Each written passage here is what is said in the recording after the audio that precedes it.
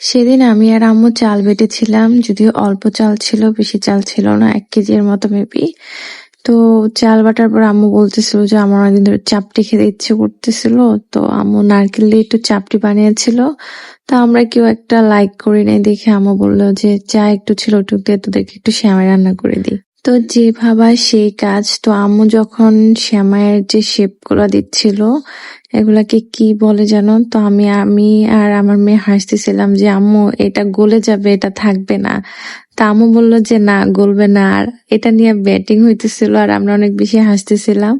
পরে যখন চুলায় দিল তখন আম্মু দেখাইতেছিল যে দেখ কেমন হয়েছে। তা আমি তো খুব বেশি অবাক হয়ে গেছিলাম যে আসলে এটা গললো না কেন।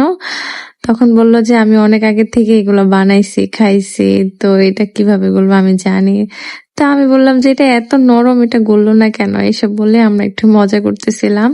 বাট খেতে খুবই মজা হয়েছিল। আম্মু দুধ আর খেজুরের মিঠাই ছিল, ওগুলা দিয়ে একটু রান্না করছে। আসলে সন্ধ্যা হলে আমি আর আমার মেয়ে খুব বেশি বায়না করি, এজন্য হয়তো আমি কিছু না বানাইলেও আম্মু কিছু বানায় সন্ধ্যায় খাওয়ার জন্য। তো আজকে এই পর্যন্ত, সবাই ভালো থাকবেন, আল্লাহ হাফেজ।